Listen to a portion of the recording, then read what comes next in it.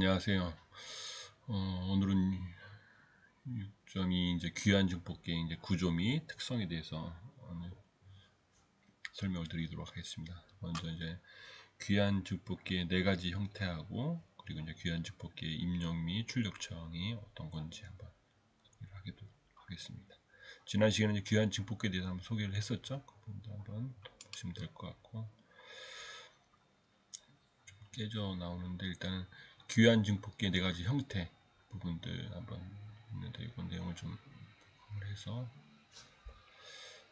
보도록 하겠습니다. 일단 귀한 증폭기 부분은 이제 네 가지 형태인데 보통 이제 귀한 증폭기에 이제 네 가지 형태인데 직병렬 귀한 증폭기가 있고 병렬 직렬 귀한 증폭기 또 직렬 직렬 귀한 증폭기가 있고 병렬 병렬 귀한 증폭기가 있습니다. 뭐 지난 시간에 이제 귀한 증폭기가 뭔지 피드백되는 부분을 얘기를 했죠. 보통 이제 이동통신 질환주에도 뭐 별도로 설계하는 쪽에 얘기를 했었죠. 증폭기 원리에 대해서. 그래서 귀한 증폭기가 이제 보통 이동통신 중계라는 쪽에서 기본이 되는 부분이거든요. 어떤 신호가 들어왔을 때 그거를 기본 증폭기를 하고 이렇게 전달하는 그런 원리거든요. 거기에 이제 들어갔던 것들이 어떤 신호가 피드백돼서 들어가서 썸에서 또 들어가는 신호 이런 거를 이제 증폭기 하고 있습니다.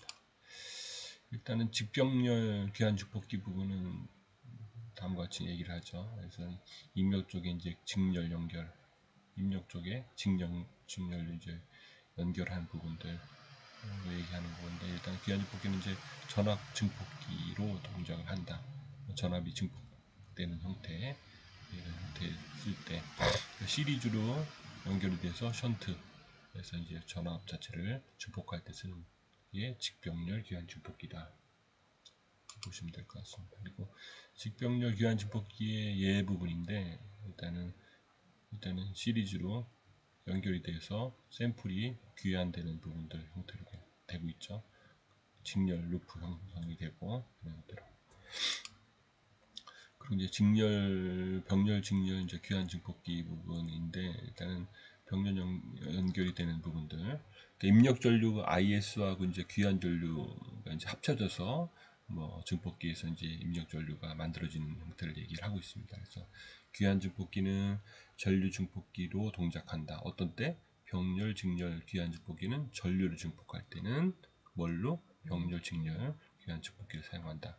직렬 병렬 증폭기일 때는 전압 증폭기 할 때, 직렬 병렬 귀환 증폭기일 때는 또 병렬 직렬 귀환 증폭기일 때는 전류를 증폭기로 동작을 한다. 이걸 꼭 기억을 해줬으면 좋겠습니다. 다음과 같이 이제 병렬 직렬 귀환 증폭기 이제 예를 이렇게 하고 있죠. 그래서 병렬 직렬 귀환 증폭기 예를 다음과 같이 회로 구성을 할 수 있습니다. 보통 이제 병렬로 연결되는 물로 형성이 돼서 직류로 샘플링이 처리되는 귀한 신호가 이렇게 들어가겠죠. 이렇게 전화가 들어가서 거꾸로 귀환되는 신호들. 또 직렬 연결되는 직렬 귀한 증폭기 때는 귀한 증폭기는 어떤 형태? 전달 컨덕턴트를 이제 증폭할 때, 트랜스 컨덕턴스를 증폭할 때 어떤 형태 귀한 증폭기를 쓴다. 이렇게 보면 될 것 같습니다. 이제 직렬하고 직렬로 연결되는 신호를 얘기하는 거죠. 또 시리즈로 연결되는 부분들, 시리즈로 연결할 때는 전달 컨덕터스를 연결할 때, 전달할 때 이제 쓴다. 직렬 귀한 증폭기에는 다음과 같이 직렬로 연결 루프가 형성돼서 컨덕터스가 전달이 되는 거죠. 그리고 이제 병렬 귀한 증폭기 부분인데 이제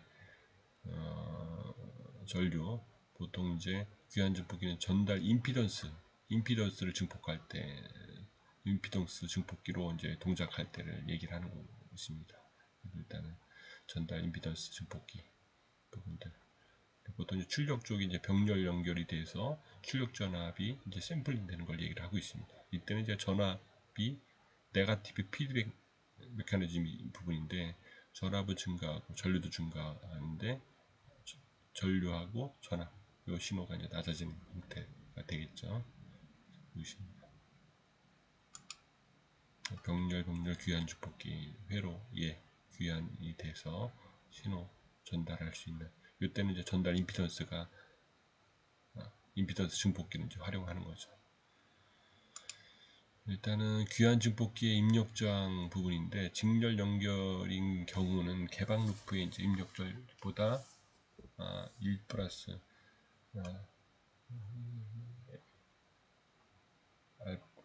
A 베타로 이제 배로 증가하는 걸 얘기를 하고 있는 거죠. 일단 입력 쪽에 병렬 연결이 인 경우는 뭐 RI보다 이렇게 이제 감소하는 걸 얘기를 하고 있습니다. 그리고 이제 귀환 증폭기의 출력 저항 부분인데, 출력 쪽에 직렬 연결하는 부분들, 출력 저항 R0보다 이게 증가할 때를 얘기를 하고 있습니다. 출력 쪽에 이제 병렬 연결인 경우에는 개방 루프의 출력이 R0보다 이거 배 감소하는 부분들 얘기를 하고 있죠.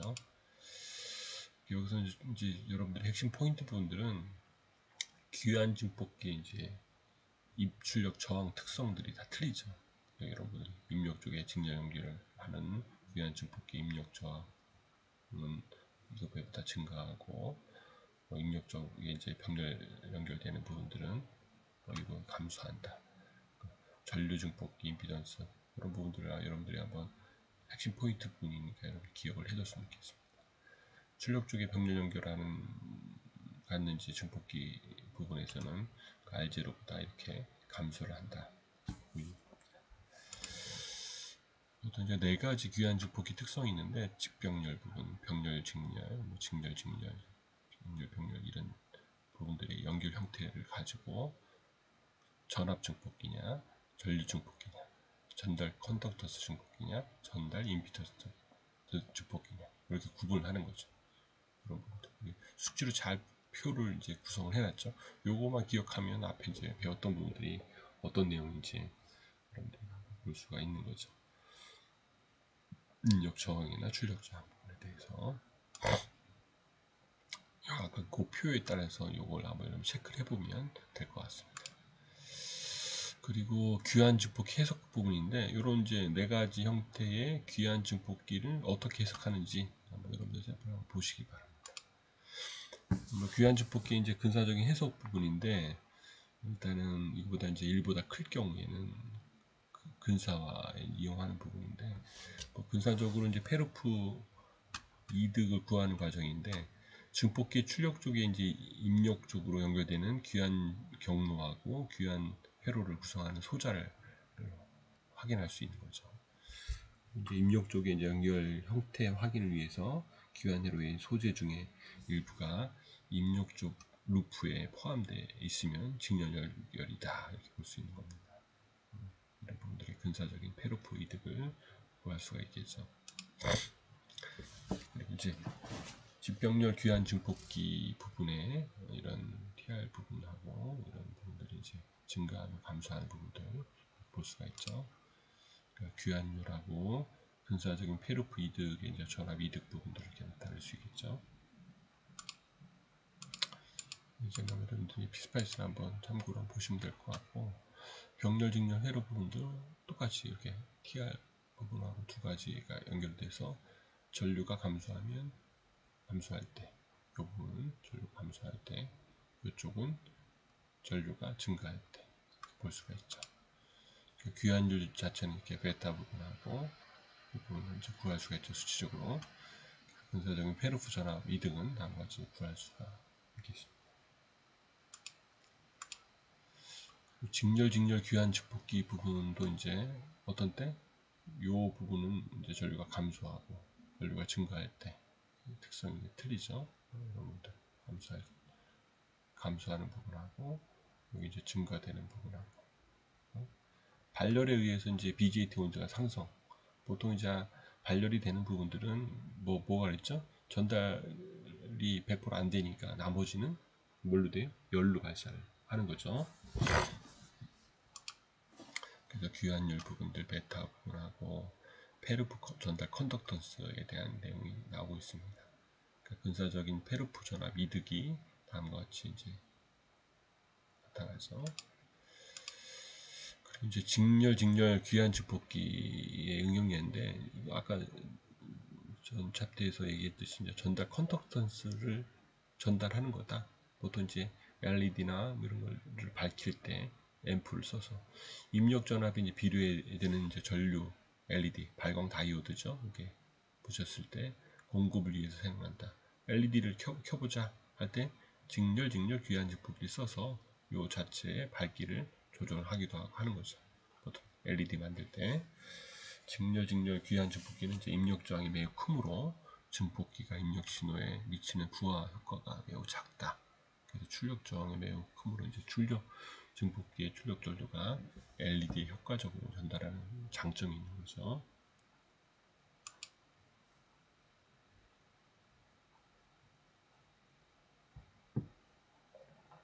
이제 병렬 귀한 증폭기의 예를 이제 보여주고 있습니다.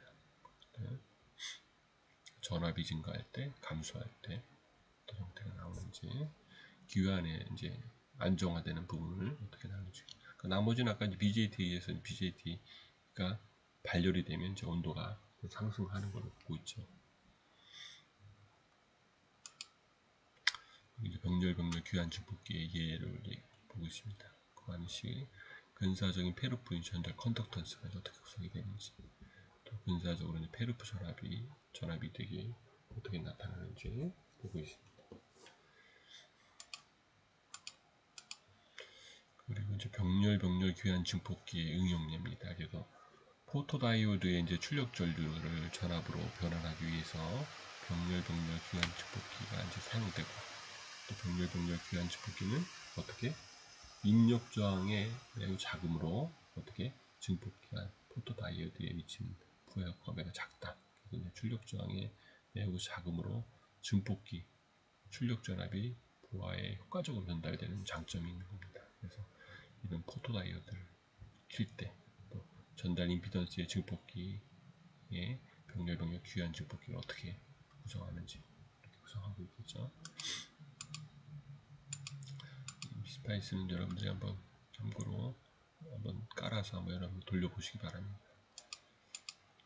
보시면 될 것 같고, 먼저 귀한 증폭기에 대해서 이제 1장부터 배웠죠. 그래서 일단은 이런 부분도 한번 보시면 될 것 같고,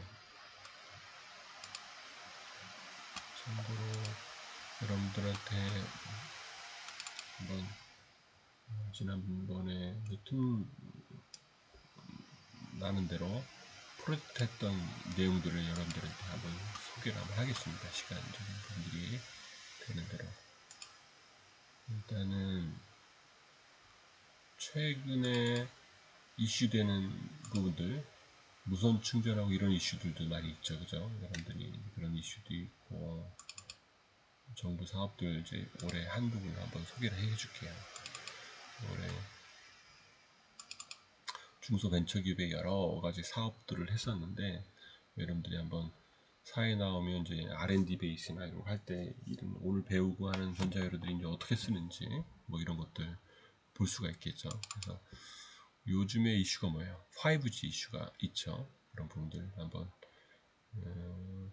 이게 교수님이 한번 싱가포르하고 금해 조건부 사업을 한번 뭐 구현을 했던 부분이에요. 좀 보완되는 것들은 이제 여러분들 스킵하고 넘어가고, 여러분들이 이제 나름대로 산업체에 뭐 조인해서 이제 하는 일들을 미리 한번 여러분들한테 소개를 한번 드릴게요. 오늘은 뭐 시간적 여유가 좀 빨리 끝내놨으니까 일단은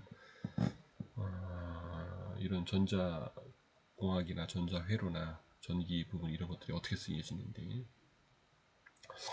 지난번에도 이제 한번 소개를 했던 부분인데, 일단은 오늘은 이제 5G 이슈가 지금 5G가 작년부터 개통이 됐죠. 우리나라 처음으로. 그 전에는 이제 기가 코리아라고 해갖고 평창 올림픽을 기준으로 막 그런 먼저 우리가 이제 선점을 해서 통신 서비스를 해보려고 이제 많이 노력을 했던 부분이 있습니다. 그래서 지금 이제 작년부터 깔고 있는데, 기존의 5G 분들은 기존에 1세대, 2세대, 3세대, 4세대가 오면서 이런 주파수대가 굉장히 높아지다 보니까 나름대로 이제 셀 반경이 굉장히 작아지는 거예요.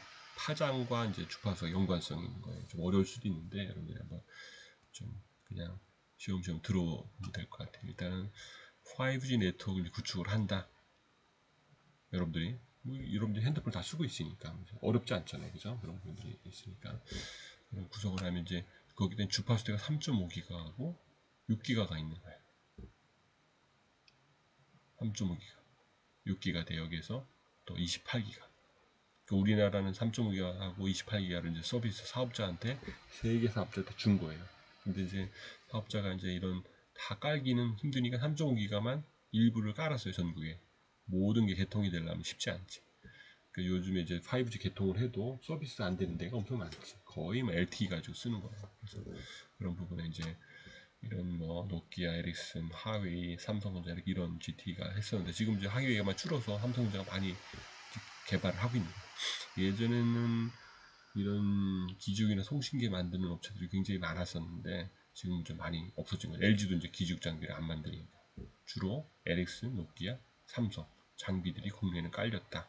일부는 이제 하웨이가 경쟁력이 있었는데 뭐 제재나 이런 것 때문에 많이 축소가 되고 있는 상황이지만 그래도 아주 강자죠, 기술적인.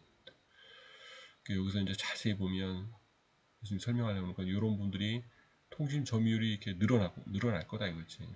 5G 서비스 사용자가 지금 20년대, 21년도지만 아직 많이 쓰지고 있지는 않죠. LTE 가지고도 충분하니까. 그래서 한국은 5기가, 6기가, 60기가가 있는 밀리미터 부분들의 미국 주파수를 쓰는 데 있고 여러 가지가 있는 상황이에요. 그래서 5G 네트워크 부분들을 보면 이제 보통 이제 기죽 장비가 먼저 깔리고 거기에 모든 게 기죽 장비를 깔 수 없잖아요. 돈하고 연결되어 있기 때문에. 그래서 DAS 시스템이라는 걸 써요. 디스트리뷰트 안테나 시스템이라서 하나의 기죽 솔루션에서 분산시키는 거예요. 안테나를 계속 분리시켜서 그러면서 카바리지를 넓혀주는 형태를 한다. 여러분들이 이제 오늘 강의했던 귀한 증폭기나 여러 가지 분들이 이런 증폭기 회로에 쓸 수 있는 거예요. 지난 시간에 배웠던 거라 어디다 쓰는지를 알고 이제 배우는 거하고 이게 목적의식이 이제 틀리겠죠. 그래서 거기 안에 이제 해외 업체들이 굉장히 많죠. 이게 콤바나 우리나라는 솔리드 요즘하고 이제 예전에도 같이 일을 하고 인큐베이터 했던 업체인데 엄청나게 커졌어요. 전 세계적으로 이제 했던 부분인데 이런 데가 이제 다스 시스템을 이제 가지고 성장을 하고 있어요. 그러니까 아까 이제 삼성이나 노키아나 에리슨이 안 되면 이런 중개 시스템을 만들어서 시장을 이제 가구하는 부분이에요. 여러분들한테 이제 보안 자료이기 때문에 좀 업로드는 못 시켜주면 여러분들 슬라이드를 보면서 지금 이제 5G 네트워크 부분들이 뭐 정부에서는 막 깔으라고 압력을 넣고 막 이렇게 하지만 통신사 입장에서 수익이 별로 낮지가 않은 거예요. LTE만 가지고도 얼마든지 요금을 받고 이제 돈을 벌 수 있는데 투자가 어마어마하게 들어가잖아요. 그걸 많이 투자해야 산업도 살고 하는 부분인데 근데 그게 제한적인 거예요. 그래서 5G 기죽이 이제 부족하다. 그럼 많이 깔면 되잖아요. 근데 기존에 이제 LTE 가지고 사업자 입장에서는 깔았던 거에 수익을 그냥 뭐 운영만 하면 돈이 계속 들어오는 거니까 먼저 투자하려고 하지는 않겠죠. 그죠? 여러분들이 가입자들이야 뭐 증가하면 이제 민원이 들어가고 하면 이제 늘어나겠지만 이런 것들이 굉장히 약해. 그래서 여기 보다 보면 수도권의 일부 집중되고 일부밖에 안 돼요. 대도시 위주로. 나머지는 커버가 안 되는 거예요. 이런 부분들이 심각한 이제 지역 편중이 있어서 이걸 많이 깔아야 된다는 부분이에요. KT, SKT, LG포스 이렇게 수도권에 집중되어 있어서 이제 여러분들 5G 폰 가지고 아무리 지방 가도 5G 서비스를 받을 수 없다. LTE로 전화해서 LTE로 쓰는 거죠. 여러분들. 그래서 이제 예전에는 유선 베이스의 이슈가 많았는데 이제 여러분들이 사회에 나오고 하면 이제 무선 쪽 이슈도 인프라 거의 깔려 있는 거예요. 앞으로 이제 5G, 6G, 7G가 가고 있겠죠. 여러분들은 5G, 6G, 7G를 살아가겠죠. 앞으로는 그죠? 하면서 주파수 때는 계속 높아가는 거예요.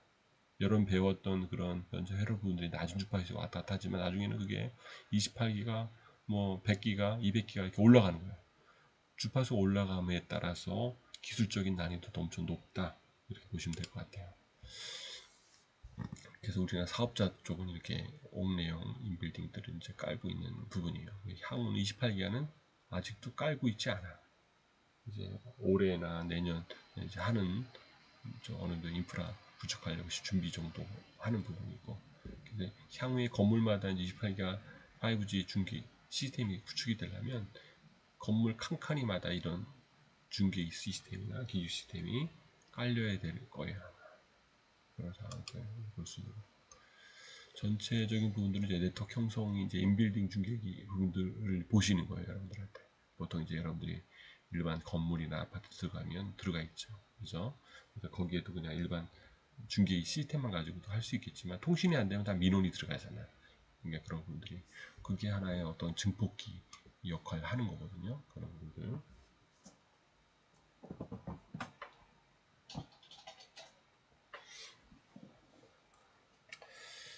또 20여 년 이런 부분들을 개발하고 했기 때문에 여러분들한테 더 효과적으로 좀 눈에 할 수 있는 쪽으로 여러분들한테 틈틈이 이렇게 얘기를 좀 해드리겠습니다. 그래서 이런 건물마다 이제 요즘에는 뭐 이런 엘리베이터도 다 통신이 되잖아요. 우리나라가 지금 인프라가 이게 깔린 데가 별로 없어요. 해외 나가도 안 되는 데가 많으니까. 그래서 우리나라 중계 시스템이나 이런 쪽이 수출을 많이 하는 거예요. 중국, 일본, 유럽, 미국 이런데. 그렇지만 그런 것도 이제 기술이 이제 따라오는 거죠. 여러 가격 경쟁력 이런 분들도 있기 때문에. 그 중에 하나가 이제 시스템이 인빌딩 능동 다스 시스템이. 그래서 이거를 교수님이 올해 발표해서 중기부에 선정이 된 거예요. 5억 정도 선정이 돼서 앞으로 11월 달부터 개발을 할 거예요. 28기가 관련돼서. 그래서 이런 부분들을 여러분들이 현재 일어나는 것들을 해주면 전문가들이 평가하고 발표를 하기 때문에 이제 여기에 이제 아까 뭐 귀한 회로나 뭐 여러 가지 부분들이 쓰이는 거예요. 여기 이제 스몰스 기술을 위해서 잡음을 적게 해야 되겠지. 전력도 작게 구현을 하는 게 이제 기술적인 측면에 의미가 있는 거다. 왜 기술을 배우느냐? 이런 걸 하기 위해서. 경제적인 측면은 이걸 활성화를 해야지 산업이 돌아가겠죠. 이런 시스템 할 수가 있겠지. 3G, 4G, 5G가 이제 증가하는데 거기 안에 성장성이 이제 볼 수 있는 거. 사회적인 측면도 볼 수 있는 거죠. 여러분들 인프라가 좀 3G LTE 가지고는 데이터 넷이 제한적이잖아. 여러분 유튜브나 동영상을 어마어마하게 보고 지금 이런 것도 다 동영상이잖아요.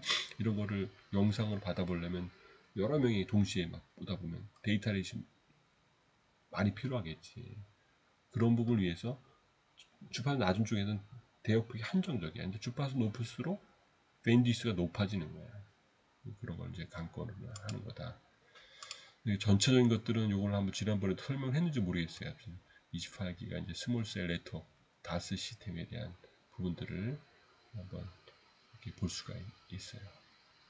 샘플로만 한번 보고 중복이 지난번에도 됐었던 것 같은데 한번 여러분들 한번 보시면 될 것 같고 또 하나가 여러분들 보여줄 수 있는 게 이제 올해 큰 사업으로 봤던 게 테크 브릿지 사업이라는 게 있었어요. 그래서 한번 디지스타하고 그러니까 대구 경북 과기술원이죠. 하고 이제 업체랑 해서 진행을 했던 건데 일단은 테크 브릿지 부분은 뭐냐면 여러분들이 자동차 레이더 들어봤죠? 레이더 부분에 대한 것들을 개발하는 거예요. 여러분들이 요즘 이제 10년 전에 이 부분을 카레이다라고 하죠. 여러분들이 이제 자율주행 하려면 이제 레이더 센서들이 이제 필요한데 거기 들어가는 핵심 기술로 보면 될 것 같아요. 그래서 8억 정도 선정이 돼서 진행했는데 여러분들이 이제 여기 안에도 이런 TR이나 칩들이 들어가서 증폭 괴한 회로들이 쓰여지는 거예요. 어디다 씁니까? 여기 어떤 모듈들에 대해서 회로들에 대한 것들은 뭐 짧은 시간에 다 얘기할 수는 없지만 어디에 어떻게 쓰여지는지를 알면 여러분들 관심도가 높아지겠죠. 아까 그런 텍스트북에 있는 부분들로 쓰지는 않겠지, 그죠? 더 버전업 되는 거. 근데 원리 부분들은 이런 게 있구나 정도는 알을 필요가 있다. 보통 이제 우리가 이제 5G 쪽은 28기가를 쓰고 있잖아요. 쓰고 있는데 밀리미터 자동차에서는 주파수가 뭘 쓰냐면 여러분들이 벤츠나 BMW를 보면 제너시스 같은 이 축돌 방지 기능이 있어. 예전에 10년 전에 보면 소외되기 위해서 어마어마하게 충돌이 났었거든. 사람이 인지를 못하는 거야. 그러니까 이게 자율로 자기가 디텍션해서 브레이크를 밟아줘. 충돌이 안 일어나겠지. 요즘에는 이제 렌즈만 돼도 이제 차선 이탈 방지해서 자기 핸들 꺾어준다. 차선만 보고 나서 그런 기능들이 그런 원리들은 라이다나 이런 것에 대해서 자율주행이 되는 거예요. 그런 원리의 큰 축이 이 전자공학이나 이런 들이 들어가 있다 보시면 될 것 같아요. 이제 77기가 밀리미터 장단점을 볼 수 있는 거예요. 이쪽에 여러분들이 이제 일반 대학이나 대학원 가면 뭐 선택 과목 이런 걸 배울 수 있지만 여러분들이 짧은 시간에 이제 공부를 하는 거라 이런 게 있는 걸로 한번 여러분들 얘기를 해줄 수가 있어요. 보통은 여러분 차량 디텍션이 가잖아요. 여기 안에 앞에 보면 차량 디텍션 센서 모듈이 있다고. 여러분. 여기에 이제 안테나가 들어가고 뒤에 안에 RF 모듈이 들어가는 거에 뭐가 들어가 있겠어? 요 안에 증폭기 모듈 이런 게 들어가겠죠. 이런 신호를 받아 작은 신호를 디지털을 받아서 쏴주려면 증폭기가 필요한 거예요. 받아서 디텍션에서 처리하는 부분들 이게 필요한 거예요. 그래서 레이더 센서용 이제 GUI 부분들 소프트웨어도 이제 필요할 거고 레이더 테스트 배들을 구축해서 한번 시험을 하고 계속 소프트웨어 처리와 RF 프론트엔드 처리와 이런 거 가지고 이제 알고리즘 접근하는 거예요. 그래서 레이더 부분들은 이제 이런 알고리즘 부분이 필요해요. 이제 디지털 시간이 아니기 때문에 이런 형태로 나름대로 끝단에서는 이 송신 안테나 여러분들이 많이 보잖아요. 믹스통에서 앰프가 여기 증폭이 되는 거예요. 이런 신호를 받아서 쏴주면 맞고 들어오는 신호를 받아서 또 증폭을 해준다. 거기에 항상 괴한 회로가 됐던 증폭기 회로가 됐던 이런 게 들어가요. 여기서 회로가 들어간다. 그래서 배우는 거예요, 여러분들이 한번. 참여 부분들은 이런 거고. 그래서 이런 여러 가지 빈 부분들이 어레이가 돼서 들어오는 신호를 이제 받을 수 있다. 이런 보통 주파수 때는 이렇게 되고. 여러분들이 텍스트북에서 배우시는 건 높은 주파수는 안 다뤄 거의 낮은 주파수. 요즘에 이제 산업이 발전하면서 주파수대가 계속 올라가고 하는 이제 이슈들이 많이 발생하는 거예요. 거기 안에 이제 뭐 77기가 본딩하고 거의 앞으로는 SOC가 돼서 여러분들이 이제 만져주고 볼 수 있는 것들이 없어. 반도체 현미경 가지고 봐야 보일까 말까요. 이런 부분들 이런 원리들을 잘 알고 다룰 수 있으면 되는 거예요. 거기 안에 이제 이런 구조 가지고 송신 수신 안테나를 이렇게 만들고 SIW 구조를 만들어서 진행도 해보고 또 거기 레이더 센서 이제 시제품 성능 부분들을 어떻게 구성하는지 차에다 장착해서 시험을 하는 구조들이 있겠죠. 거기에 이제 레이더 이제 알고리즘 부분들 어떻게 들어와서 FT 처리해서 이제 가는 부분들 이런 것들이 이제 중요한 부분. 그래서 이런 클러터 제거하는 부분들이 이런 소프트웨어 처리 부분이고 오늘 뭐 디지털 통신 시간이 아니기 때문에 여러분들한테 이제 이런 다양한 요즘에 이슈되는 사항들을 뭐 강의 끝나고 나서 시간 되는 대로 많은 얘기를 한번 여러분들한테 전달을 해드릴게요. 물론 그런 것들이 더 기억에 남을 수도 있어요. 그래서 이것들은 현재 쓰고 있는 거니까 여러분들 주파수가 높으면 높을수록 이게 뭐 대학교 3, 4학년 대학원에 배울 수 있는 부분인데 파장이 짧아져. 그러니까 사이즈가 작아진다는 얘기야. 이게 주파수가 높은 걸 하면 사이즈가 작아져. 근데 작아지면 작을수록 다루기가 힘들겠죠, 그죠? 거의 안 보이는 정도. 정밀도가 높아야 되겠지, 기술적으로 난이도가. 레이더 센서 모듈. 그 레이더 센서 모듈도 여러분들이 명암 크기만 해. 명암 맞죠? 명암 금액을 달라 이제 구현해서 그 모듈을 만드는 거예요. 만들어서 장착을 해서 소프트웨어 연동을 하겠죠. 그래서 이런 형태로 안테나 어레이 패턴으로 이제 들어가서 이런 신호가 들어오면 어디서 해? 증폭기로 들어가는 거야. 작은 신호를 증폭하는 건 로노이드 앰플리파이어라고 해서 작은 신호 증폭해서 또 끝단에 최대 또 2단 증폭기를 쓰기도 하고 이런 얘기를 한번 들어봤죠. 수업 시간에도 뭐 그렇게 해서 한번 어떤 안테나에 신호를 받고 주고 하는 역할을 똑같이 한다. 근데 통신은 서로가 약속을 해서 주고받지만 레이더는 약속을 안 하는 거야. 일방적으로 쏘고 받잖아. 보통 여러분들이 비행기 보면 레이더들 있죠. 어디 비행기에서 눈이지 그게. 적군을 딱 쏴서 받으면 비행기 어디 있는지 보고 미사일 발사하고 뭐 이런 역할을 하는 거겠죠. 굉장히 중요한 부분이죠. 그게.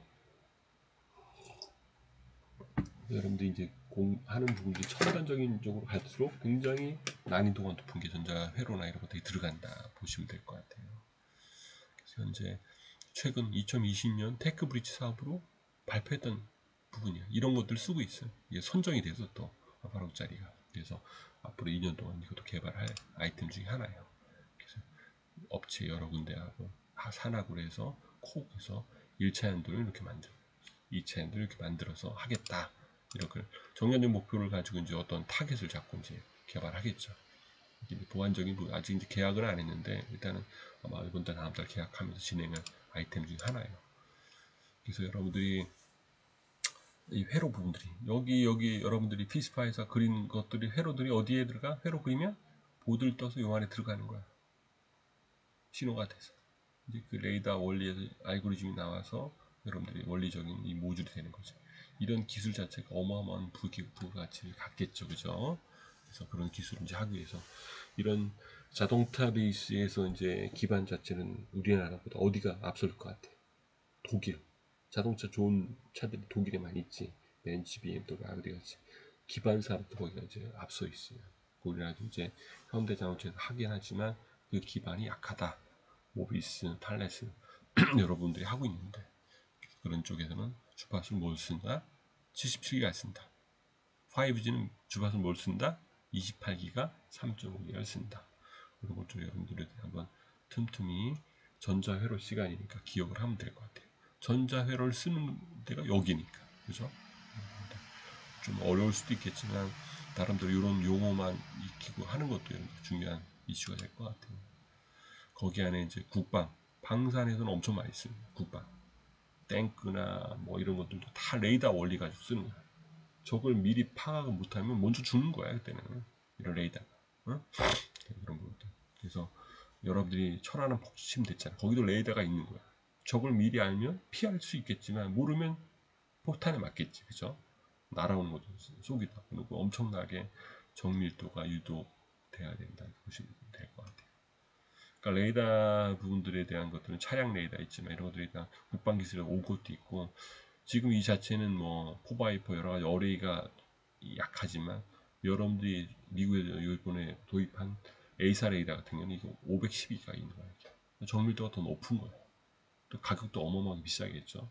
레이더 솔루션만 1조가 되니까. 그런 형태로 이제 진행이 됐다. 여러 가지 사업 부분들은 이제 이런 부분이고 또 하나 이제 여러분들 소개해 주시는 거 너무 많지 오늘 소개하면 좀 그럴 수도 있는데 그 전에 여러분들한테 이제 몇 년 전 거를 한번 보여드리면 중계기 부분들도 있죠. 여러분들이 예전에 한번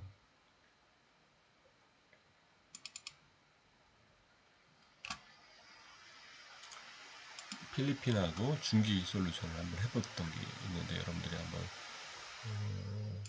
이걸 한번 보면 도움이 될 수 있을 것 같아요. 일단은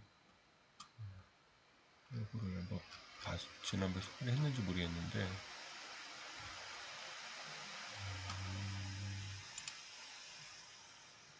보통 우리나라 이동통신 중에 800메가, 900메가, 1.8기가, 2.1기가 이런 걸 썼던 거예요. 3G, 2G, 3G, 4G 주파수대가 여러분들이 썼던 주파수대가 이런 주파수 쓰다가 근데 지금 아직도 뭐 필리핀이나 이런 쪽은 이런 망을 쓰고 있어요.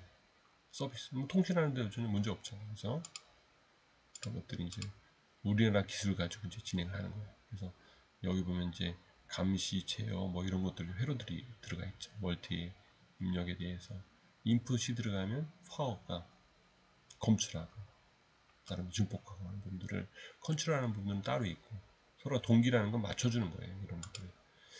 그럼 이제 신호들이 이제 스펙트럼 가지고 볼 수 있는 시그널들이 있어요. 이런 것들이 볼 수 있는 것들을 찍어볼 수 있는 내용들이 나오고 보통 이제 우리나라는 CDMA를 쓰지만 유럽이나 GSM 썼어. 2G나 이런 데 올라가면서 그러니까 표준화가 이제 틀렸던 부분인데 그런 것들이 이제 나눠서 이제 발전했던 내용들이 있어요. 그래서 여러분들이 이제 처음에 이제 뭔가 회로를 설계한다 하면 구조 설계를 먼저 하겠지.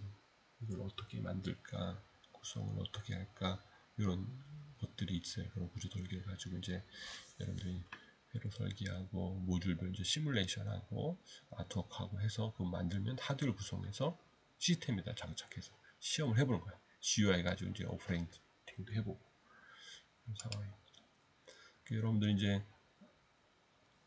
수업 시간에 배운 부분들이 대부분 회로잖아요. FPGA. FPGA는 이런 회로들이 칩 안에 집어넣어 주는 거예요. FPGA 형태로. 그래도 감식 부분들이 있고 여기 아래 부분들은 증폭기가 이게 들어있죠. 요 세모 화살표가 증폭기. 이런 것들이 증폭해서 신호를 받아서 증폭해서 나가면 되는데 이게 교환에서 피드백해서 오늘 배운 교환회로들이 피드백되는 신호도 있어. 그걸 어떻게 이제 내가 원하는 신호는 통과하지만 원치 않은 신호는 뭐야? 필터링을 해줘야 되지. 그런 게 필요하다. 이걸 얘기를 하고 있어. 이런 한번 보시면 될 것 같고. 이제 뭐 심사도 많이 하고 프로젝트가 했던 것들 여러분들한테 했던 거니까 보여줄 수가 있는 거예요. 여러분들한테. 또 하나 이제 다 수없이 받아서 정부 사업을 가지고 만들어서 비즈니스도 했던 얘기들이니까 여러분들이 보면 도움이 될 거예요.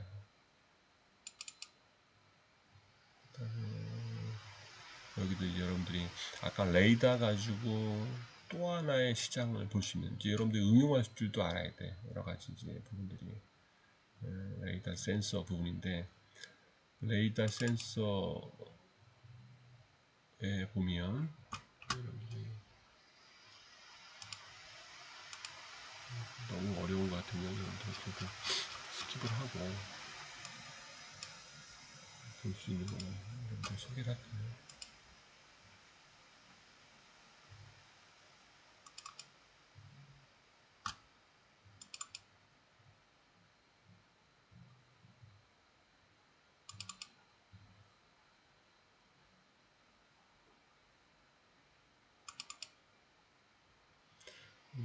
이제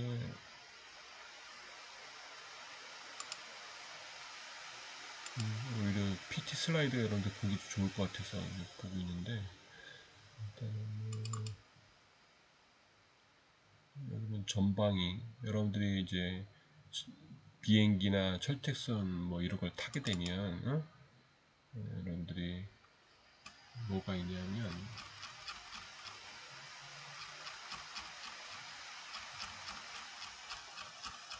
레이더 센서라는 게 있다는 그걸 한번 여러분들이 그림 슬라이드 있는 쪽으로 한번 여러분들이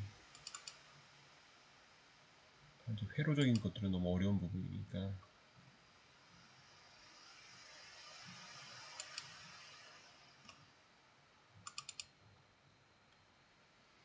제품 사진은 여러분들이 이렇게 나타나는데 이거는 좀 봐도 그럴 것 같고 최종의 발표자를 보면 되겠네. 여러분들이 이제 아까 자동차 레이더 같이 디텍션 하는 부분이 필요한 거예요. 여러분들 응용도 할 수 있는 거라 보는 거예요. 보통 이제 여러분들이 자동차 타고 그래서 센싱 되는 게 있지만 보이지 않는 영역도 있잖아요. 그러니까 보통 이번에도 GOP에서 그냥 누가 넘어왔어? 적군이 그냥 넘어왔잖아. 네?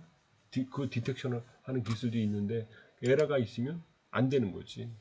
그 중에 하나라고 보면 돼요. 여러분들이 이거는 청주 비행장에다가 다 설치해서 운영을 하던 적이에요. 그래서 일단 대한 김포공항 이런 데도 쓸 수 있고 사각지대를 없애고 다수의 이제 전방위 멀티 센서를 할 수 있는 거. 그것도 자동차 레이더 같이 FNCW 방식을 쓰는 거야. 에러가 없는 거지. 노이즈에도 좀 강하고 멀티 센서 기능을 이제 보는데 이렇게 이제 이런 형태로 구현을 해서 회로를 이제 구현을 여기 보면 FC하고 앰플리파이가 들어가죠. 필터링 하는 부분들. 그래서 일시병에서 트래킹하는 부분들. 멀티 센싱이 이제 어떻게 잘 디텍션 되는지 뭐 체크도 해보기도 하고 IT 감지가 되고 하는 분들 회로는 이제 여러분들 보시면 될 것 같고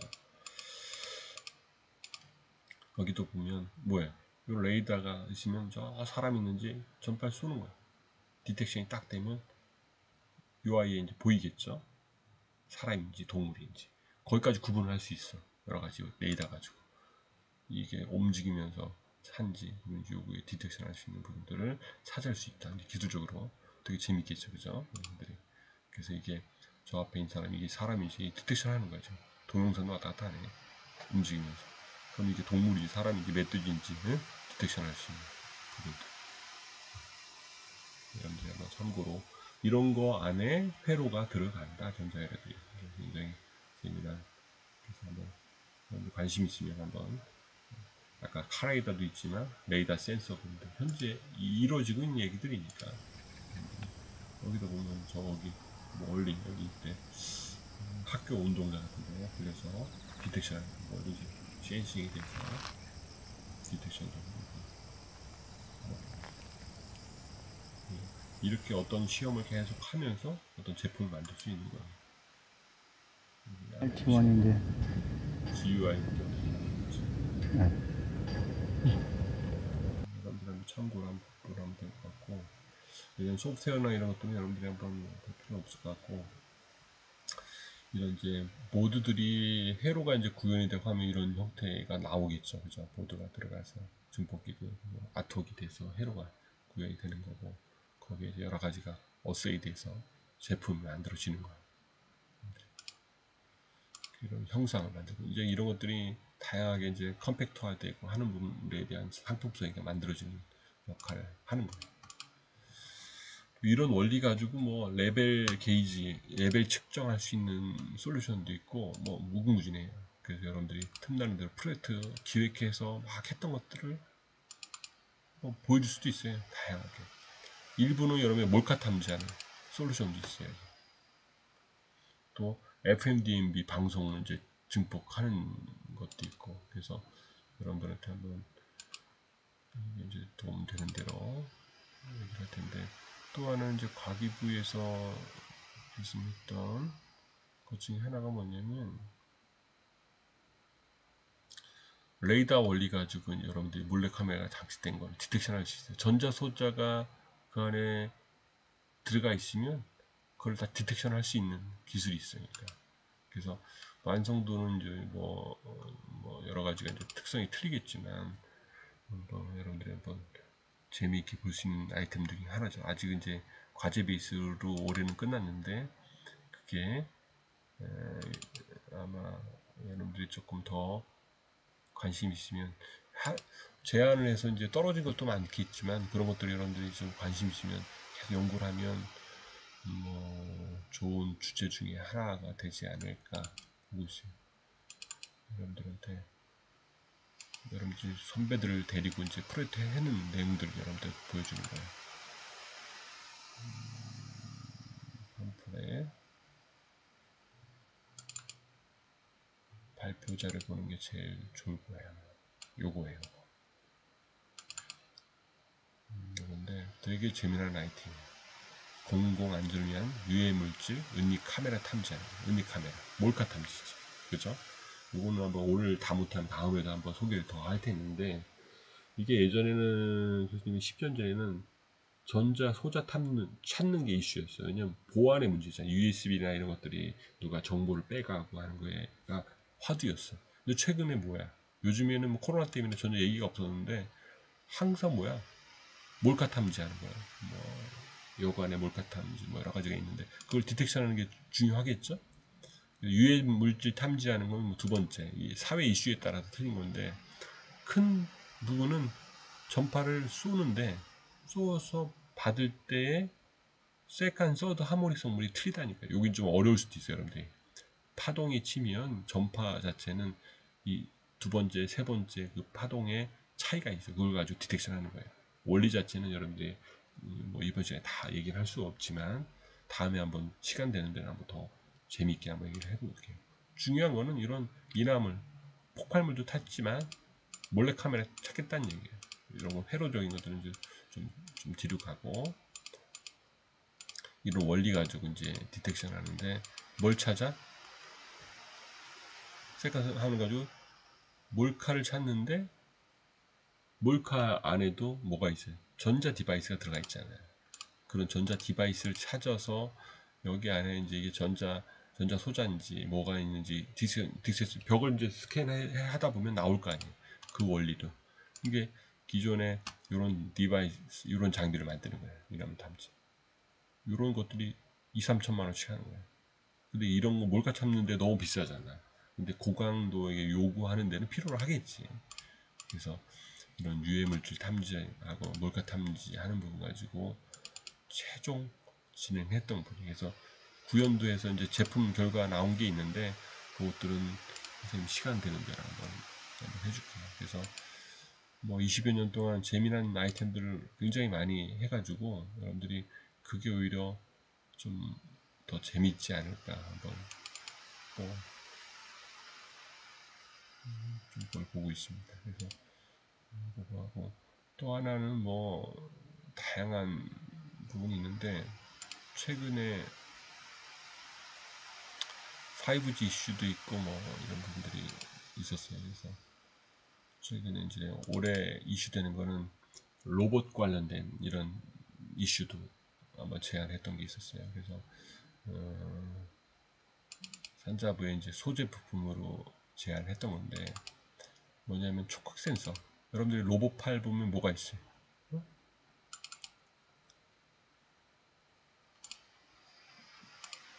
팔 보면 이게 피부를 똑같이 만들어야 될 거 아니에요. 그죠?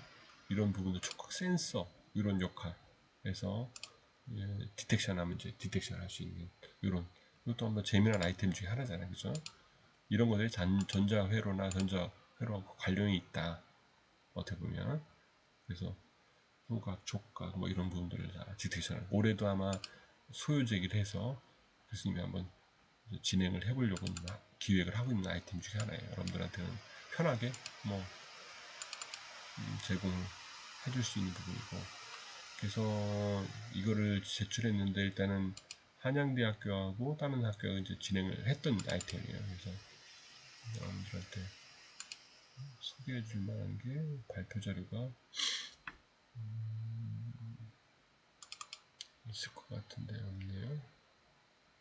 그래서 최종 발표 평가해서 서류가 통과해야 그다음 가는 거니까 사업계획서를 한번 여러분들이 한번 참조를 한번 보여줄게요. 어떻게 제안을 하는지. 그래서 어떻게 여러분들이까지 써먹어도 오케이. 하지만 경쟁업체는 아니니까 이렇게 제안을 하는 거예요. 뭘? 손 디바이스나 이런 거 같이 이제 텍탈 센서라고 했지. 인간이 느낄 수 있는 이런 부분들을 휴머노이드 센서 같이 이렇게 만들어서 여러분들이 이제 운동도 하고 센싱이 돼서 이런 로봇 같이 사람같이 인식하는 게 되게 중요하잖아요. 그죠? 이런 것들 좀 접근해 볼 수 있는 거죠. 그래서 이런 안에 이제 여러분들이 인체 동작하고 촉각되는 부분들이 전자 회로가 들어가 있는 거예요. 전자 신호가 들어오니까 디텍션에서 증폭하고 이런 것들을 이런 형태 좀 난이도가 있겠죠. 그죠? 오랫동안 연구를 해서 한번 시험도 해봐야 되고 해야 되는 아이템 중에 하나예요. 그래서 아마 교수님이 내년에 아마 큰 프로젝트를 하나 만들어서 한번 해보고 싶은 분야 중에 하나예요. 여러분들이 관심 있으면 언제든지 연락해서 한번 특허도 내고 한번 연구도 해보고 하면 되게 재밌겠죠. 그죠? 어쨌든 뭐든지 흥미가 있고 자기가 관심 있어야 하는 거거든요. 그죠? 근데 어렵게 느낄 필요 없으니까 보고 자료 수집하고 자기가 보다 보고 이렇게 다큐멘트 정리하다 보면 내가 그 분야에 뭐가 돼? 전문가가 돼 있는 거예요. 그래서 정부에서 이제 지원도 받아서 만들어 보면 그걸 좀씩 개선을 하는 거지. 그죠? 그런 게 리서치 테마. 공부하는 목적이에요. 이게 여러분들이. 그래서 그냥 뭐 수치나 이런 것들이 너무 그냥 중들 필요도 없고 재밌게 한번 접근할 수 있는 부분을 한번 해보자. 그 중에 하나도 이런 거죠. 로봇에 관심 있는 사람들은 한번 해볼 수 있죠. 그래서 뭐 계속 공부를 하고 싶으면 계속 공부하면서 관심을 가지면 내가 그 분야의 최고가 되는 거예요. 그 중에 하나. 오늘도 아마 더 업데이트해서 한번 내년에 하지 않을까 한 아이템 중에 하나예요. 여러분들랑 경쟁해도 괜찮아요. 이걸 특허도 내놓고 열심히 하고 있는 거예요. 그래서 이게 전자회로가 이렇게 쓰는구나. 여러분들 보시면 될 것 같아요. 제안도 작업하고 오늘도 COB 좀 앞에 빨리 끝나서 여러 가지 아이템을 얘기했는데 다음에도 중복이 될 수도 있어요. 여러분들이 지금 계속 반복해 듣다 보면 아 이런 게 있었구나 이런 것들을 아마 기억만 해도 올 학기 짧은 시간에 코로나로 듣지만 더 호감이 있지 않을까 이렇게 보고 있습니다. 오늘은 여기까지 한번 50분석을 하고 다음 시간에 한번 다른 주제를 가지고 한번 설명하겠습니다. 여기까지 하죠.